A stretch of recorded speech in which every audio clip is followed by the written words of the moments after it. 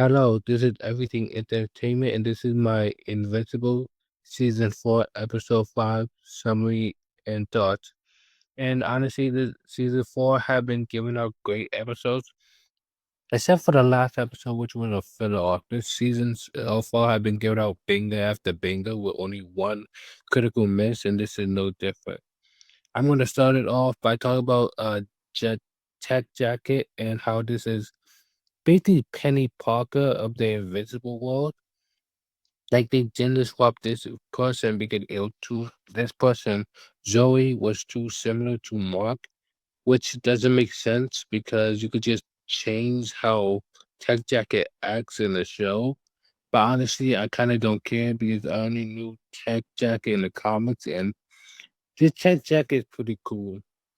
She's funny, she's energetic, she's expressive. Like she like Penny Parker from Spider Verse, except like combined with her return and the cost of Spider Verse. So I really don't mind this change, and honestly, I can accept this change because she have been amazing in this episode. And also, by the time this video comes out, I have already watched six. So she really have been great. I don't mind the change as a whole, and I just want to address it now because yeah, it is a problem. But honestly, so far, every five changes the show makes, at least one or three, two of them are a mistake, and this one can be in between. If you're a huge Chuck Jacket fan, obviously this is a mistake. But in all honesty, I'm okay with this because I get I'm not gonna agree why, because honestly there's no excuse for this. And not like this original character or something, but hey, I can accept Zoe at this tech jacket, and honestly I can accept that this tech jacket is gonna be a little different. Funny, but a little different. Now let with that out of the way, let's talk about the family aspect of the episode and how I like that Invincible don't make you forget that family is important. Like, yeah, they could punch hard and they could fight fast, but honestly, I like that they took the time out just to realize that this may be their last chance to be a family. Not count the Omni Man, but I'll get to him later. And the fact that they had this whole table scene, this goodbye, is something I don't think the comics did. Like they had like a goodbye, but it wasn't like this. And it reinforced that they are about to go to war. They are possibly gonna die. And this table they set where they eat and where they clean the dishes maybe the last meal they ever had. And like I said, I know a lot that happens, but this scene is very still nonetheless important, very emotional on some level. And it just makes me happy to see that that they do love each other, that they are family, they are important to one another, and they're not sugarcoating. Like they didn't waste a single second this episode. Like all the minutes that was used in this episode was used wisely, and I really do respect the show to take the time in the episode to reinforce that family is important. And the fact that Army Man not there only emphasized that even though their family is shattered and kind of broken, they're still picking up the pieces and remaining a family as a whole. And I do love that. It made me appreciate Oliver and uh, Oliver and if it's Mark, Oliver and Mark, going to space and going to war. Even though they're still technically children, well, Oliver is, but Mark is not. So yeah, it was a great scene. Good to see that, and honestly, it made me a tad emotional. Debbie being the great uh mother she is, didn't want them to go to war and die, but still let them because she know it's the right thing to do. Now, the best part of the episode, at least for the first half, is just Nolan just getting disrespected and rightfully so by his whole family and friends. Like, not the disrespect of, oh my God, they shouldn't have said, like, he deserved this. He deserved everything they say and do to him. Mark, even though somewhat relieved to see him alive and happy that he's kind of alive because he references how to breathe in space with that's the neat point or something like that. And the fact that Nolan went to like, oh my God, he went to Debbie.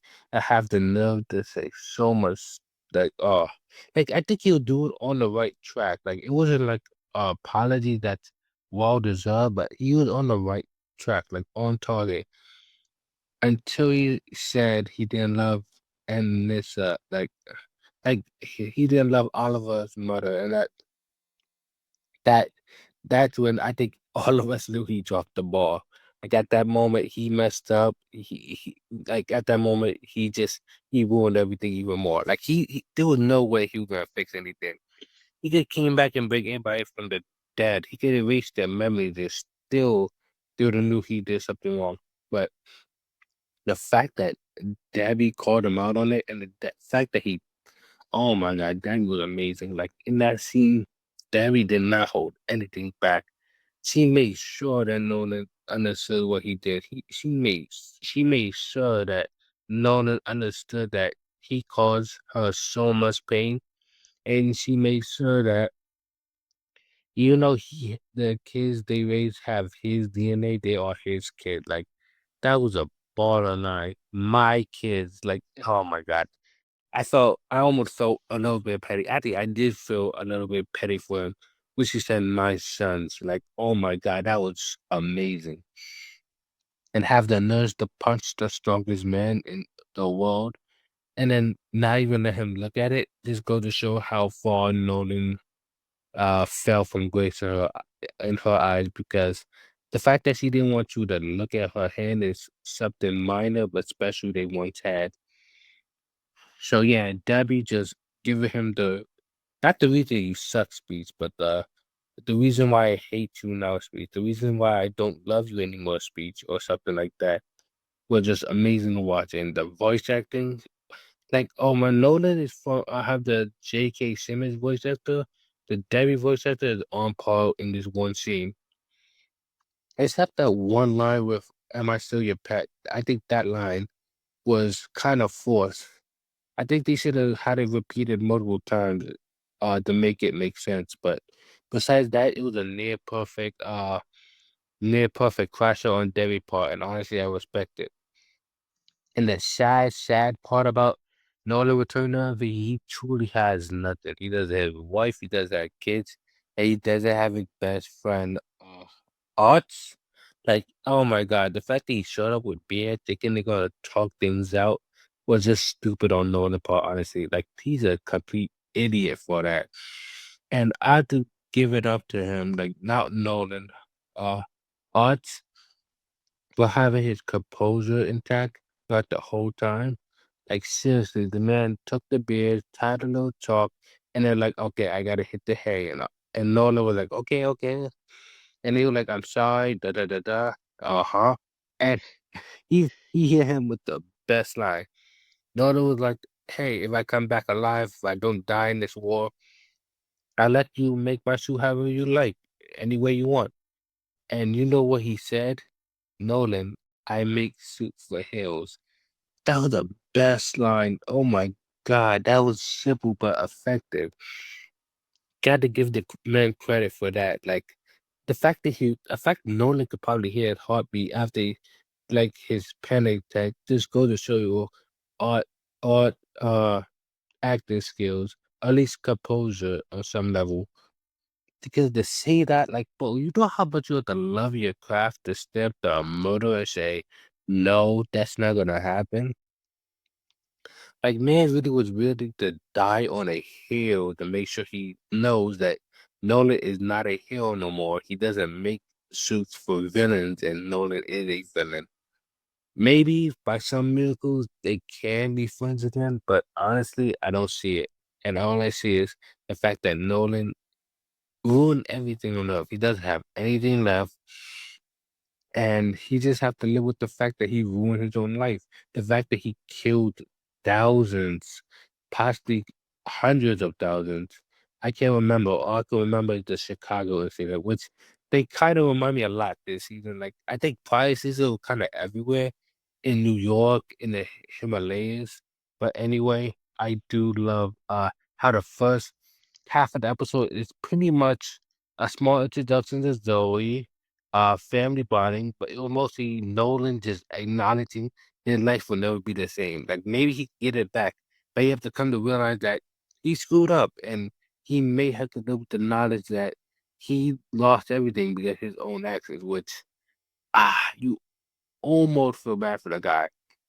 Okay, you kind of feel bad for Guy because we got his backstory. Like, we know that his parents were his first opponents in life that wanted to kill him. The fact they were raised to be a murderer since they were like, what, 6 years old? Like, you get why Nolan, but you also understand he kind of had this comment. And the fact that he was so hopeful, oh, it hurts. Honestly, the first half of that episode was amazing. And honestly, the second half is also amazing. Now, to talk about the second half of the episode, which is mainly the fights, like I'm gonna skip past the cool discussion, mainly because it's just a recap and no one feeling bad. But we also get Oliver being upset with him, but I'll just discuss about that in the next episode because that's mostly the highlight of episode 6. But talk about the fight. The fight was pretty good overall. Nothing too amazing, honestly. The best part of the fight is obviously Conquest reveal. Oh no. It is death by knock. But I'll talk about that later. But the fight itself was pretty good, mainly because seeing Conquest was done. Man, Caesar was so screwed as Mark ever hold it. Like Mark will definitely hold this against him, but Caesar better hope that Mark gets forgive him enough for this because there's no way he should be fighting Conquest. And Oliver, look, Oliver and Ted Jacket is my MVP of the episode because they're the underdogs in the squad. Alan, Mark, and Omni Man can hold their own, but Oliver and Ted Jacket were definitely uh not that strong. They're definitely the weaker ends of the safe. So they're my MVPs for even challenging these Viltrumites. We're seriously a little upset with Oliver because Oliver, don't go to the biggest guy, bro. Don't go fighting Conquest off rip. Like, go fight Lucan. Go fight the other guy, the mustache guy. Man really want to smoke with Conquest, and I respect him for it, but no, ain't no way he about to beat Conquest. Anyway, I do also like I said, Tech Jack is also the MVP because she would put it in work. But yeah, overall, that fight isn't that amazing, and honestly, it's kind of boring. Like the fight is good. I like Oliver and Texas, so they're the MVP. And honestly, I should just talk about what the behind the fight because even though I do like the fight, the ending of the fight with Mark versus Conquest is oh my god! I came that moment of Mark choking out Conquest and Conquest ripping out Mark guts was so brutal. What made the scene even worse is the fact that they didn't even they showed everything with no sound. Like in space, obviously, there's no sound in space, so you could barely hear the impact and the laser beams and only the people's voices through their thoughts. That makes sense. But my God, the fact that they had no sound, all you could hear Mark whimpering is wild. And oh man, it was brutal. Honestly, it hurt my stomach watching that scene. Like, come on. I gotta respect Invincible for doing what the boys cannot, and that makes scenes like that the most painful to watch. Like honestly, I could watch the boys, I could watch people get blown up, I could watch the most disgusting stuff on the boys and look at it with a straight face, honestly. But anything on Invincible, like oh my god. At that moment, at that moment, oh, that really hurt my stomach at that moment. But anyway, yeah. Mark is really goaded for pulling out that win. And honestly, next episode gonna be funny. Yeah, they did this. I already seen the episode by the time of episode 5, but in episode 6 they did this one bit. I'll explain it in the next episode. But yeah, they did this one bit. It was perfect. But anyway, this episode was pretty good. I thought I was going to talk longer about the fight, but the fight doesn't really have that much to say. In all honesty, I do like the fight, but the fight is just a prolong to the war, which I think the next episode have better fights in all honesty. But anyway, this was a good episode of Invisible. Season 4 of Invincible so far better than 2 and 3, and I am enjoying it wholeheartedly. Please like, comment, subscribe, and have a